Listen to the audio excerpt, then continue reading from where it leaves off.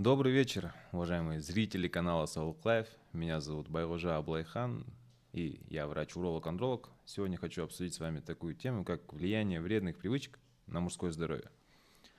О чем конкретно мы будем говорить? Об употреблении алкоголя, наркотических веществ, о курении, о таких новых веяниях моды, как гэмблинг, лудомания, зависимость от порнографии и о каких-то других факторах жизни, которые влияют на мужскую половую систему. Почему важно говорить о вредных привычках? Вредные привычки, они разрушают, они меняют личность человека.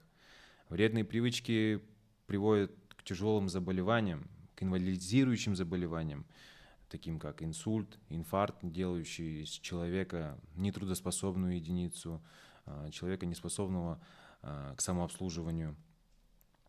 Сейчас с быстрым, молниеносным просто ростом технологий упростился доступ к запрещенным веществам, и к этому могут, как сказать, получить доступ наши дети, у которых еще не окрепшая психика, которые более склонны к зависимости. Помимо этого, ежедневно появляются какие-то новые синтетические вещества, способы их употребления, которые оказывают гораздо больший эффект, чем который приводит к зависимости. В общем, вредные привычки не имеют никаких положительных моментов для организма, для здоровья. Всем и так известно, что вредные привычки влияют системно на организм, то есть на все органы и системы, на мозг, на сердце, на сосуды и так далее. А на прошлых лекциях мы с вами уже обсудили, что мозг играет важную роль в мужском здоровье, он занимается регуляцией органов половой системы, сосуды тоже очень важный элемент мужской половой системы. Мы с вами разбирали механизм эрекции, то есть это основной его механизм, и нарушение каких-то сосудов непременно приведут к таким заболеваниям, как эректильная дисфункция. Помимо этого, большая часть вредных привычек, уже научно доказано, приводит к развитию онкологических заболеваний. Вредные привычки. Один из первых вредных факторов, который влияет на здоровье, это гиподинамия. Гиподинамия или малоподвижный образ жизни, сидячий образ жизни – это болезнь 21 века. Отсутствие физической активности достоверно приводит к таким заболеваниям, как ожирение, как атеросклероз. Атеросклероз – это заболевание, характеризующееся избыточным отложением холестериновых бляшек в сосудах. Сосудистый механизм мы уже обсуждали с вами, почему он важен. Ожирение – это тоже очень глобальная проблема. В современном мире от ожирения умирает людей больше, чем от голода. Негативному воздействию подвергаются почти все органы, и в том числе мужские половые и репродуктивная система. Самый опасный тип ожирения – это абдоминальный тип, то есть ожирение по типу яблока, когда жир откладывается по большей степени в животе. Помимо того, что он откладывается в области живота, он также и накапливается на внутренних органах, тем самым снижая их подвижность и, соответственно, нарушая их функцию. Помимо этого, подкожно-жировая клетчатка на животе продуцирует гормон лептин, который в свою очередь влияет на уровень тестостерона, снижая его. А андрогенный дефицит – это причина многих заболеваний мужской половой системы, о которых мы уже говорили. Как это проявляется? Это может приводить к снижению либидо, снижению мышечной массы, ухудшению качества сна, увеличению частоты депрессии, что в свою очередь влияет на гормон стресса, накоплению гормона стресса, который в свою очередь опять же влияет на снижение тестостерона. Кроме того, ожирение достоверно приводит к снижению эректильной функции. Также нарушается сперматогенез, то есть снижается качество семенной жидкости человека, и это может привести к проблемам в самостоятельном зачатии. Тоже очень важная современная проблема – это нарушение режима сна. Ранее сон представлялся как процесс, когда организм отдыхает, перезапускается, замедляется, но сейчас же есть такая наука, сомнология, которая изучает сон. Сейчас мнение изменилось. Доказано, что активность головного мозга и многих органов почти такая же, если даже не превышает во сне, как и днем во время бодрствования. Поэтому гигиена сна – это очень важно. Хроническое недосыпание ведет к развитию синдрома хронической усталости, что в свою очередь приводит к увеличению гормона стресса, который влияет на выработку мужских половых гормонов, опять же. О том, как правильно спать, как улучшить свою гигиену сна, вы можете почитать в такой современной научно-популярной книге Мэтью Уолкера «Зачем мы спим?».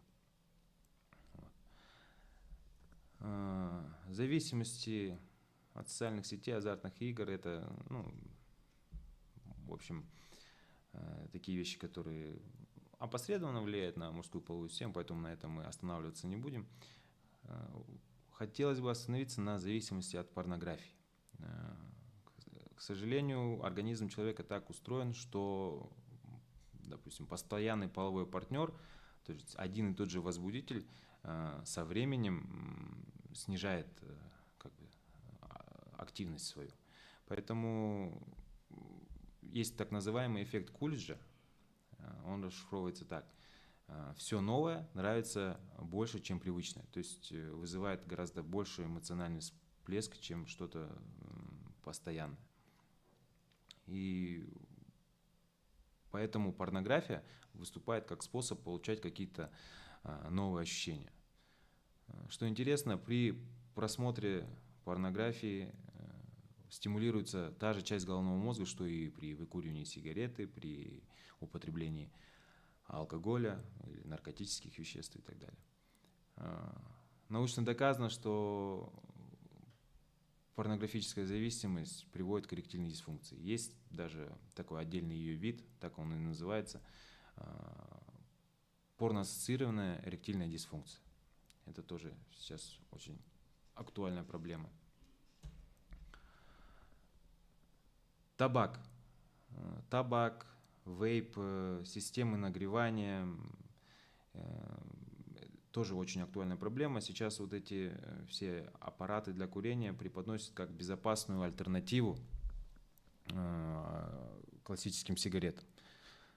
Чтобы вы понимали, как это все устроено, обратимся к истории. Табак используется более 400 лет. И только в 2003 году Всемирная организация здравоохранения признала табак ядом. То есть нужен был очень большой срок для того, чтобы изучить его вред. Поэтому мы сейчас не можем говорить, что вейп, системы нагревания и так далее – это безопасная альтернатива.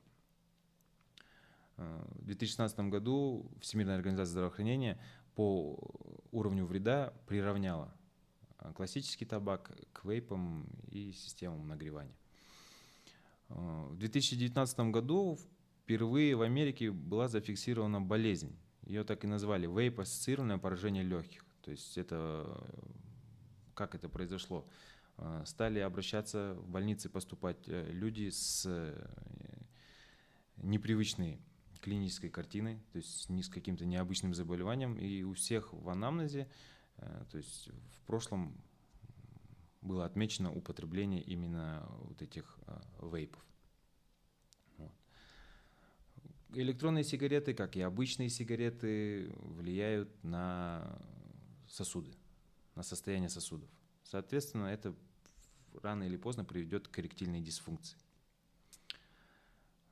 Кальян тоже очень больная тема. Кальян стараются преподнести как безопасное курение за счет того, что используется огромное количество воды, якобы с очень высокой фильтрующей способностью. Но исследования уже проводились по этому поводу, и доказано, что доля угарного газа от кальяна, от обычного среднестатистического с 3 углями, равна доле угарного газа от выкуренной пачки сигарет. Поэтому судите сами. И это несмотря на ту самую фильтрующую способность воды. Проводились исследования, которые доказывают, что постоянное употребление марихуаны увеличивает риск развития рака яичек и простаты. У трети пациентов, употребляющих марихуану, отмечается снижение качества спермограммы. То есть, соответственно, снижается возможность самостоятельного зачатия. Алкоголь. Алкоголь – это системный яд. Начнем с этого. Алкоголь относится к группе нейродепрессантов, то есть препараты, которые угнетают деятельность головного мозга. А как мы уже говорили, головной мозг участвует в регуляции, в обмене мужских половых органов. Из-за действия этанола, основной части спирта, уменьшается поступление кислорода в головной мозг. И поэтому мозг функционирует с меньшей активностью, и, соответственно, он не может контролировать деятельность мужских половых органов. Существует ошибочное мнение, что алкоголь может увеличивать половое влечение. На самом деле это не так. Алкоголь не является афродизиаком. Однократное употребление алкоголя, какая-то маленькая доза, действительно может кратковременно увеличить тестостерон. Отсюда и вытекает агрессивное поведение, повышенная либидо. Но это лишь временный эффект этанола. Если мы говорим о регулярном употреблении алкоголя, то это приводит к снижению тестостерона, причем к необратимому. Вот. Неконтролируемая алкогольная зависимость приводит к импотенции, к бесплодию или, того хуже, к рождению детей с различными патологиями и уродствами. Существуют исследования, проводили исследования 2000 пациентов, страдающих раком простаты, и у 89% пациентов в анамнезе было систематическое, с той или иной периодичностью употребление алкоголя. Вот. В принципе, это все основные вредные привычки. Хочется еще раз отметить, что не существует безопасного курения, не существует безопасной дозы алкоголя. Любая вредная привычка, еще раз повторюсь, не имеет положительных моментов для организма. Поэтому очень важно заниматься спортом, заниматься своим здоровьем, проходить чекапы и в целом вести здоровый образ жизни. Если у вас есть какие-то вопросы, я с удовольствием на них отвечу.